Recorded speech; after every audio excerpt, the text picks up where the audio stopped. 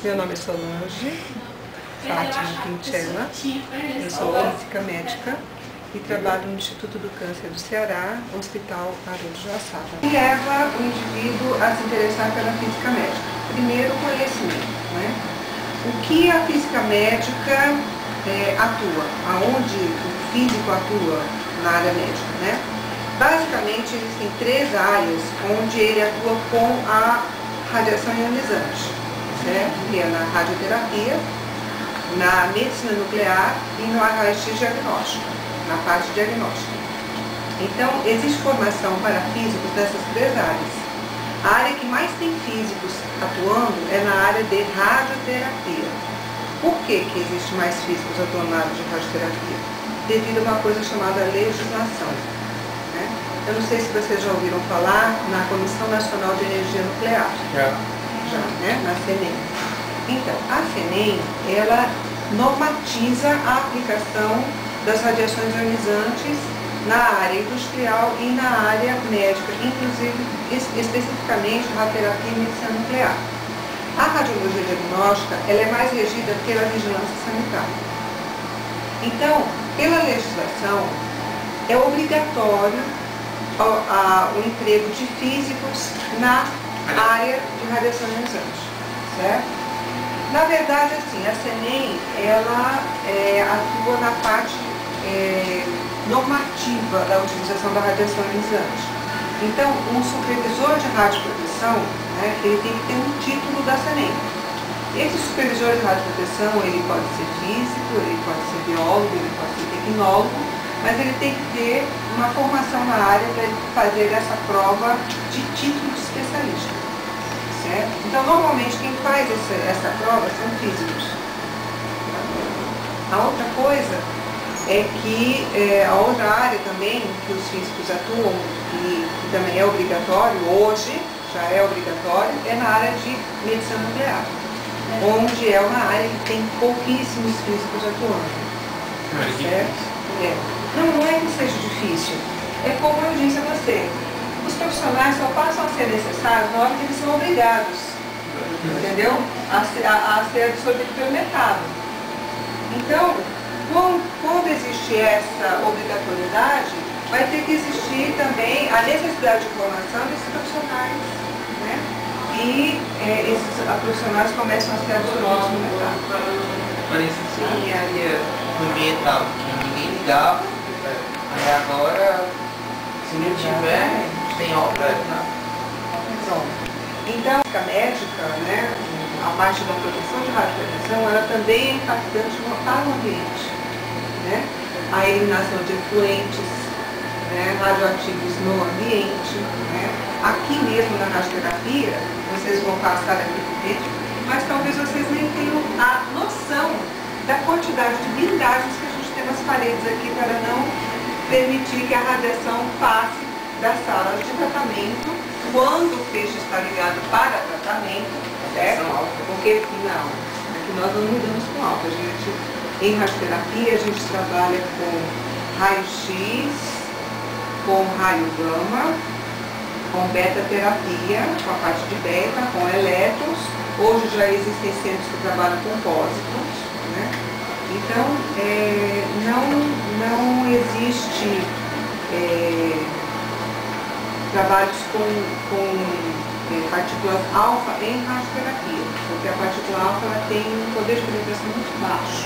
Uma folhinha de papel dessa aqui, ela bloqueia uma partícula alfa, entendeu? Ela tem um baixo poder de penetração. No entanto, ela tem um alto poder de ionização.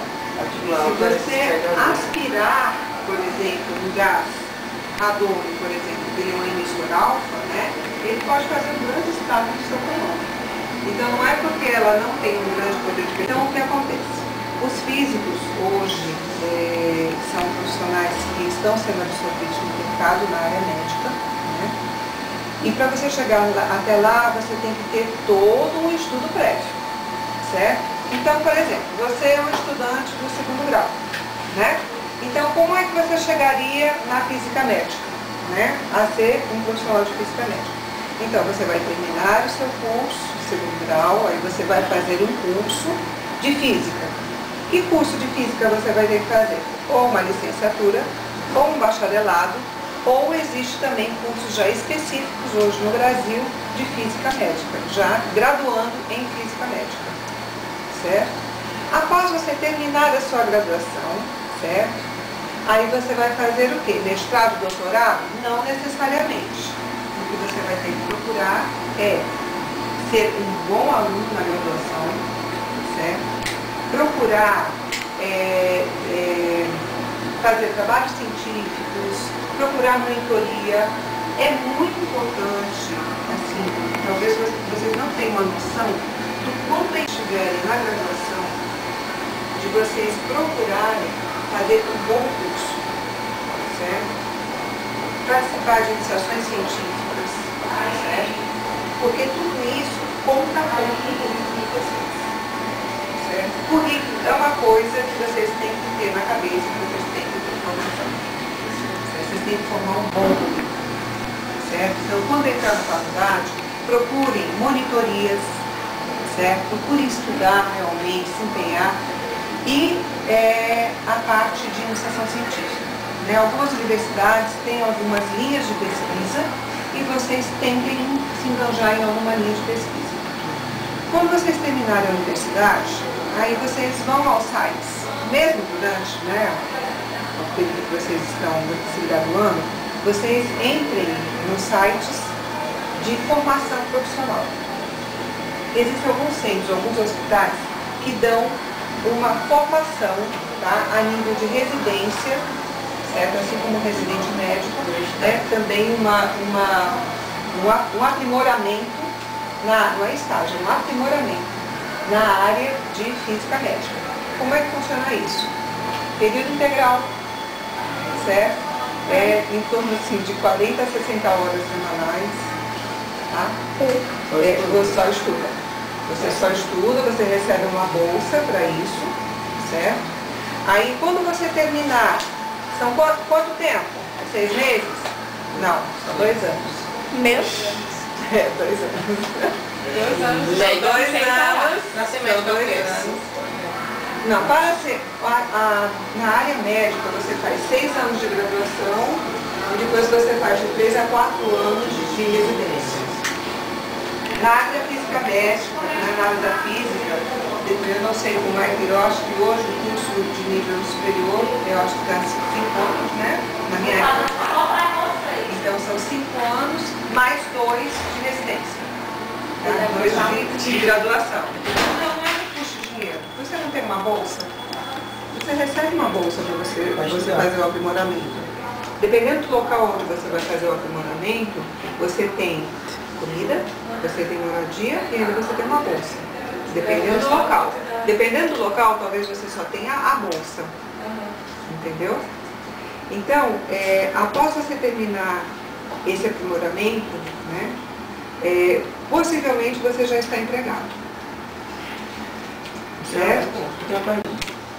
Quando você termina o aprimoramento, você não pode responder por um serviço. Você não pode chegar no serviço novo e dizer assim, eu sou físico e aqui... Por quê? Porque você precisa ter títulos. Certo? Aí você precisa prestar a prova na CENEM para título de supervisor de radioproteção e você precisa prestar a prova na ABFM, que é a Associação Brasileira de Físicos e Medicina. Vocês conhecem a OAB? Para advogado? A ABFM é para físicos e medicina. Certo? Uma associação da assim. Isso. Então, assim, esses órgãos vão fazer o quê? Eles vão submeter o indivíduo a uma avaliação para saber se ele tem conhecimento suficiente para exercer a atividade que se propõe. Certo? Porque às vezes o indivíduo passa durante 2 anos fazendo uma formação e quando sai de lá, ele não tem embasamento suficiente para assumir um serviço de tanta responsabilidade. Certo? Então, quem quer participar da atividade, quem quer exercer atividade de física médica, tem que estudar. Certo? Vale a pena, porque é um mercado que está em ampla expansão, certo? Nós temos aí vários serviços novos, né, sendo abertos. Nós temos vários serviços em expansão, necessitando de físicos. Hoje no mercado tem carência de físicos, certo? Tanto na área de radioterapia como na área de medicina nuclear, certo? Medicina nuclear, como eu disse a vocês, são pouquíssimos. Então, eu acho que vale a pena, sabe? Para quem gosta de física, vale a pena. O difícil da graduação em física, muitas vezes não é você ficar no curso de graduação, é você sair, certo? Mas assim, estudando, se empenhando, você tendo um objetivo, você vai, certo? A outra pergunta que vocês tinham aí também: qual a aptidão que o indivíduo tem que ter para trabalhar na área de física médica, né? Ele tem principalmente que ter disposição para trabalho, a gente trabalha muito, certo? Às vezes a gente trabalha final de semana, às vezes a gente trabalha à noite, certo? Porque além da nossa atividade, vamos dizer assim, na parte de planejamento, a gente também tem a parte de controle de qualidade dos equipamentos. E a parte de controle de qualidade de equipamento nós só podemos fazer quando não temos pacientes tratando. Quando é que não tem paciente tratando? Noite, madrugada, final de semana. Certo? Então é um momento que às vezes nós temos que vir para o trabalho. Você tem que organizar o seu tempo. Você tem que se organizar para isso. Não tem pessoas que trabalham só à noite, né? Não tem pessoas que trabalham de plantão 24 horas, né? Então você tem que fazer o quê? Você tem que se submeter à sua atividade. Se a sua atividade requer, né, que sei lá, a cada 2 semanas, uma vez por mês você venha trabalhar no final de semana, uma noite, você vem. A senhora disse que o mercado agora está em expansão. No seu tempo, quando a senhora começou, como é que era? Não era muito fácil, certo? Quando eu terminei a minha especialização, eu fiz a minha especialização, eu me formei em São Paulo, fiz a minha especialização no Hospital AC Camargo, na capital, e quando eu terminei, eu tinha 2 opções, Blumenau e Natal, certo? Blumenau, a coisa ficou meio assim, meio indecisa, e eu acabei optando por Natal. Eu vim trabalhar para o Nordeste. Eu vim trabalhar em Natal em 1987, certo? Aí trabalhei durante 15 anos, indo lá no Natal, no Rio Grande do Norte, e estou há 10 anos aqui em Fortaleza. Aqui em Fortaleza tem onde se especializar, essas coisas? Então, a partir do próximo ano, ao que tudo indica, aqui no Instituto do Câncer do Ceará, o Hospital Haroldo Joaçaba, teremos a primeira formação de física médica do Ceará. E qual a atividade do físico médico no meio hospitalar? Então, o físico médico ele pode atuar na radioterapia, na medicina nuclear e no raio-x diagnóstico, certo? No raio-x diagnóstico, ele trabalha principalmente com a parte de controle de qualidade das máquinas. Na medicina nuclear, ele trabalha com controle de qualidade, com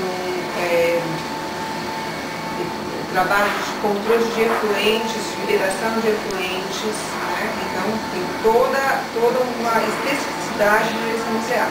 E na radioterapia, ele trabalha na parte de controle de qualidade de máquina, na supervisão de radioproteção, assim como nas outras áreas também.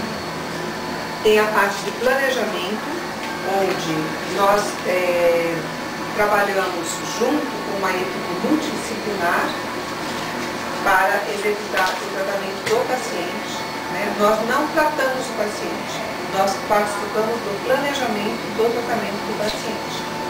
Então, o radioterapeuta, ele vai determinar qual a área que deve ser tratada do paciente, qual a dose que deve ser administrada, certo? Tudo isso, quem é que vai fazer acontecer?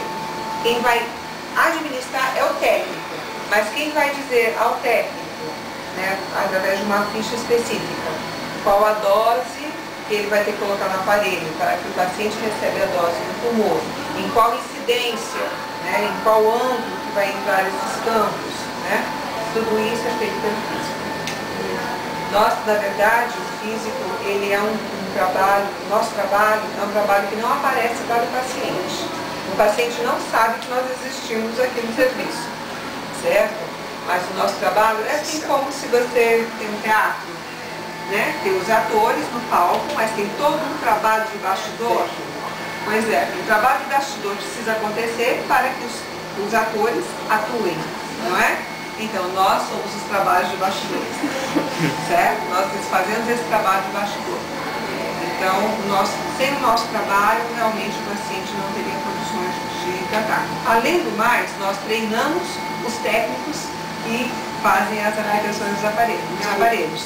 Nós desenvolvemos técnicas, né, e os pontos positivos e negativos de trabalhar na proximidade. Bom, os pontos positivos assim, tudo depende do que você busca, certo? Eu gosto do meu trabalho porque eu posso ajudar as pessoas, mesmo que as pessoas não saibam que eles estão sendo ajudados de alguma forma, certo? Então, na área de radioterapia, você trabalha basicamente com o paciente oncológico, né? Então, o paciente oncológico, muitas vezes ele chega, ele tem uma possibilidade de cura, certo? Mas você também tem aqueles casos que chegam muito avançados.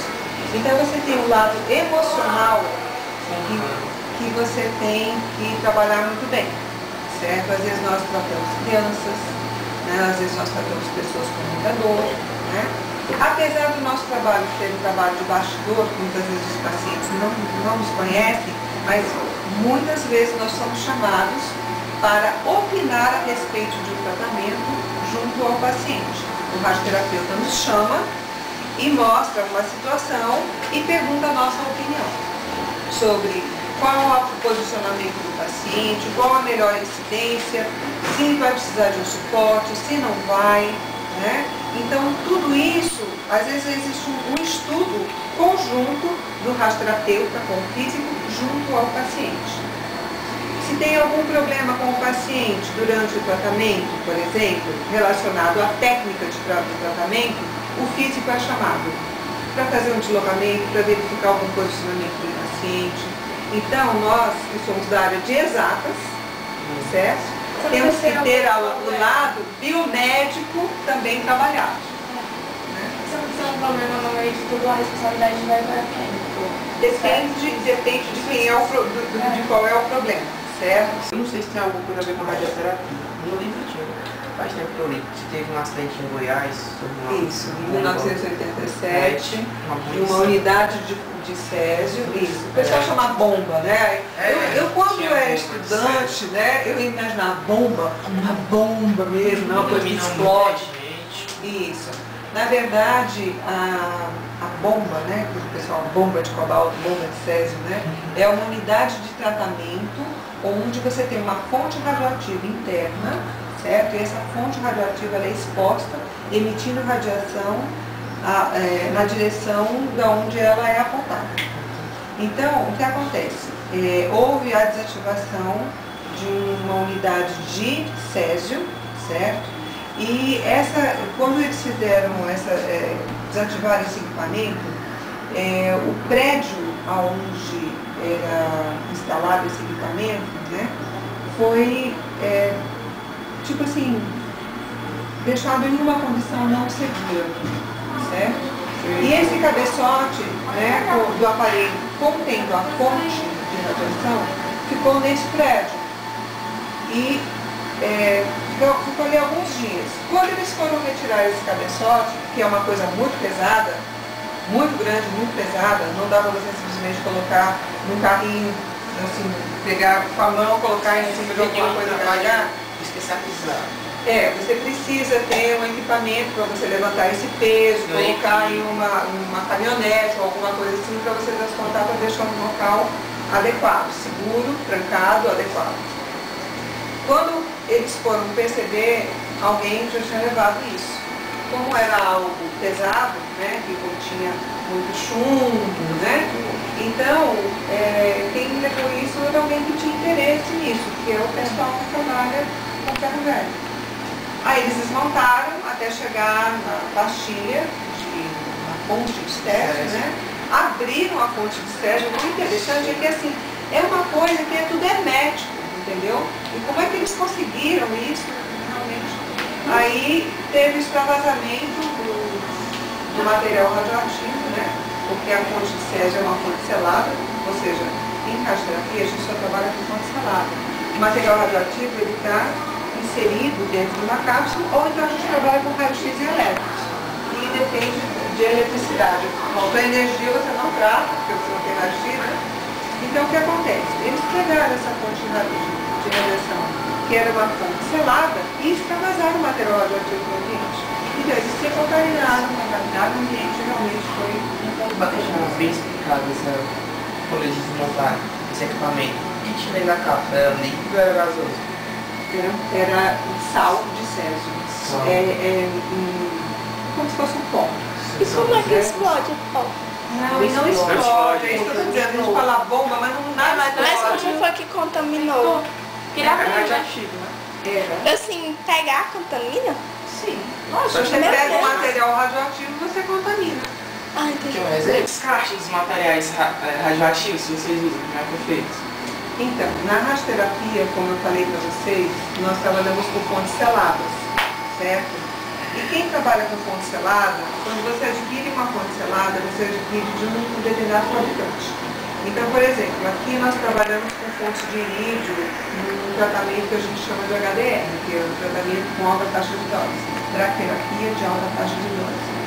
Então, a cada cerca de 4, 6 meses, nós temos que trocar essas fontes. Então, toda vez que nós vamos trocar essa fonte, a fonte antiga retorna para o fabricante. Então, nós não temos na radioterapia descarte de material radioativo, certo? Onde existe a parte de rejeitos radioativos, na verdade, é na medicina nuclear. Aí existe uma administração desse rejeito, certo? Pelo físico, certo? Existe uma sala de decaimento, existe um tempo que ele calcula que esse material radioativo tem que ficar naquela sala, ou aquele material contaminado tem que ficar naquela sala de rejeito, que é uma sala blindada, específica para isso, e após esse período, esse material pode ser descartado no lixo convencional, certo? Ou então no lixo hospitalar, se for perto do importante, alguma coisa assim. No caso da física nuclear, a energia nuclear vinha sendo bem cotada para ser uma energia, não dizer que sustentável, não muito limpa, mas era sustentável. E aí aconteceu aquele acidente no Japão, caiu na mídia, e muita gente ficou com receio. E no Brasil não tem muito, né? Tem a Alemanha e a Alemanha.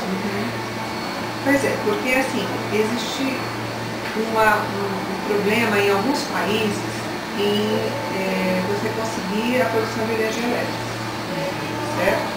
Seja por falta de recursos naturais, né? Então existe uma série de fatores que você pode levar a isso. Então a energia nuclear é mais uma possibilidade para você conseguir a produção de energia elétrica, certo? Você tem as hidrelétricas, você tem as termoelétricas, você tem a produção de energia eólica, que hoje está em alta, né?